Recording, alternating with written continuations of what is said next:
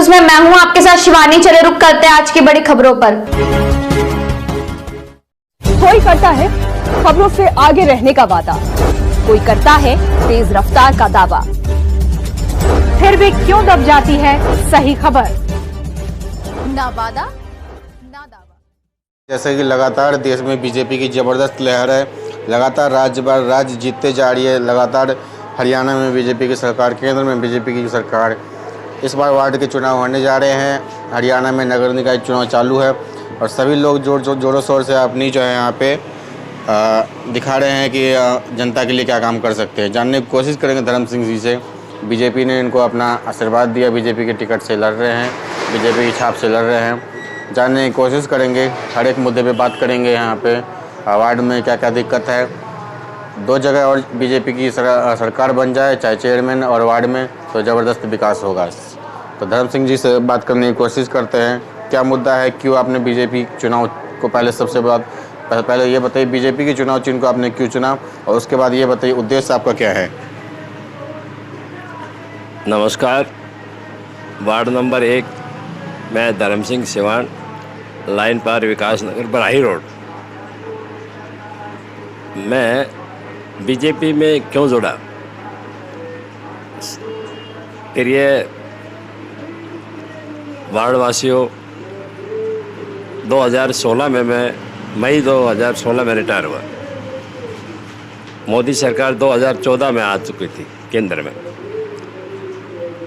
मोदी सरकार की जन जन जो नीतियाँ थी, जन जन की, उनका जो नारा था, उन्होंने जो देश को जो लय और जो लहर दी, उससे जो है प्रभावित होते होते हम बीजेपी से जुड़ गए। अब जो सरकार देश में इतना नाम रोशन कर रही है, उससे जुड़ना है अपने आप में गर्व की बात थी।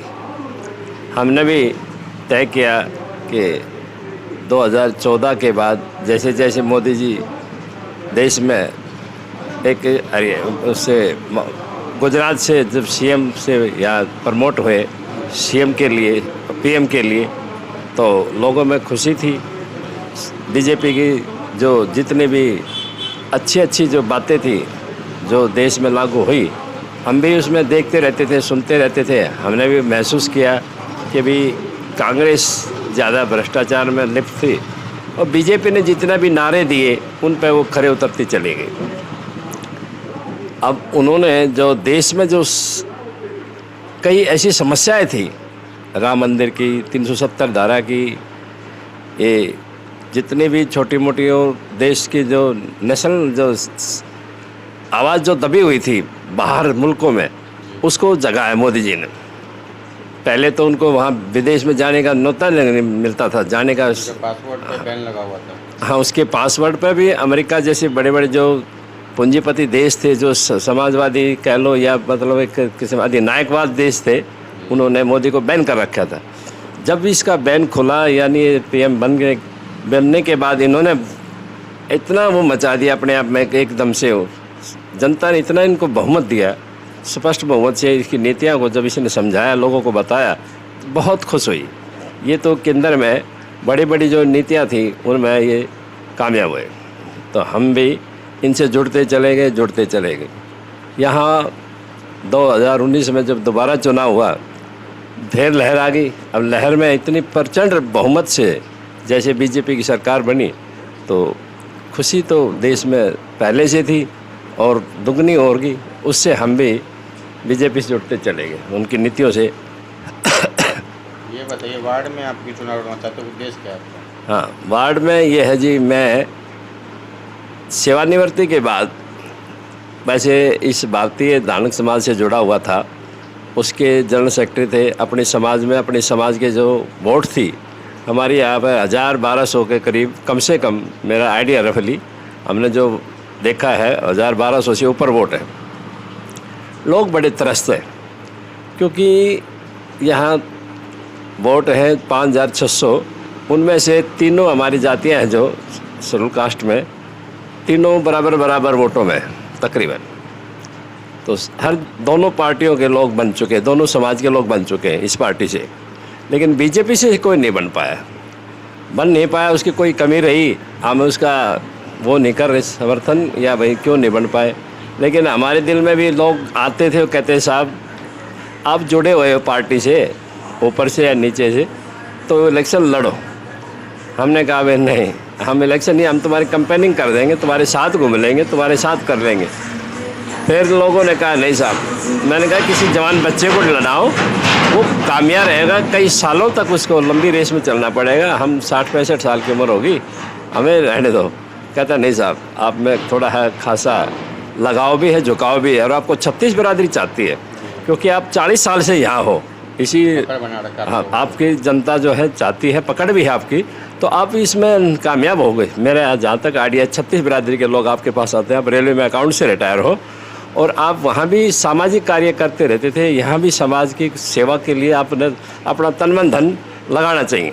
मैंने कहा भाई मेरे पास इतना वो नहीं है, कैपेसिटी नहीं है हर एक चीज़ की, लेकिन अगर जनता कहती है तो मैं जाग जाता हूँ।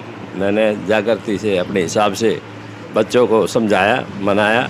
वार्ड वाले आपसे कुछ उम्मीद कर रहे बेटा, हम बेशक 65 साल 60 साल के हो गए, लेकिन बचपना अभी लोगों में जो कह रहा है कि भाई आप जागो साहब और आप आगे हो, आप लीडिंग करो, लीडिंग पावर है आप में।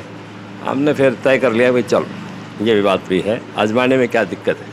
वार्डों में जैसे जाते हो कैंपेनिंग करने, जनता के परेशानी पूछते होंगे, क्या क्या परेशानी? हाँ, परेशानियाँ सर ऐसा है, वार्ड में पहले भी 3-4 बारी जो सेशनों में जो एमसी बनते रहे, अपने अपने समाजों का उत्थान करते रहे। जहाँ तक मेरा जो लोगों ने बताया वो बता रहा हूँ। वार्ड में ना तो ढंग की कोई सड़कों पे या गाड़ियों में या नालियों में कोई सुधार नहीं हुआ, वैसे कि वैसे बिजली नहीं आती, पानी की समस्याएं हैं, आखिरी टेल तक पानी नहीं पहुंच पाया, जबकि प्रधानमंत्री मित्र योजना थी उसमें हर नलके का हर पानी घर तक पहुंचने की कोशिश की, लेकिन आखिरी छोर पर भी बहुत बाकी है। तो हम ये चाहते हैं जो सीवर की पानी की जो समस्याएँ हैं, नाली की समस्याएँ हैं, बिजली की समस्याएँ, वो युद्ध स्तर पर हम इसकी कोशिश करेंगे करवाने की। रही बात लोगों के समस्याओं की, ना इन्होंने ढंग से राशन कार्ड का सर्वे करा के राशन कार्ड हुआ, ना इन ये योजना थी जो आयुष्मान योजना का उनका सूत्रधार कराया, ठीक से ना होने की वजह से कई आदमी ऐसे गरीब आदमी जो जिनको पेंशन मिलनी चाहिए थी, बुढ़ापे पेंशन, वो पेंशन भी नहीं दिलवाई, जो कि सरकार उनको दे रही है, तो आपको क्या जाता था देने में, दिलवाने में। ये एक समस्या ऐसी है युद्ध स्तर पर जो करने लायक है, और मैं चाहता हूँ कि ये समस्याएं मैं अपने युद्ध स्तर पर उठा के और कराऊँ। पहले ये पॉइंट देख पा रहे हैं धर्म सिंह का साफ कहना है, जनता के विकास के लिए वो लड़ना चाहते हैं। जिस तरह से देश में लगातार बीजेपी की सरकार राज्यों में बनती ही जा रही है, उसी तरह वार्डों में और चेयरमैन में भी चाहते हैं कि सरकार एक बार बने बीजेपी की, ताकि वार्डों और बहादुरगढ़ नगर निकाय चुनाव में जो है ज़बरदस्त विकास हो सके। बहादुरगढ़ से रंजन जायसवाल की रिपोर्ट। मेरे साथ बस इतना ही, बाकी की तमाम खबरों के लिए देखते रहिए यू न्यूज़।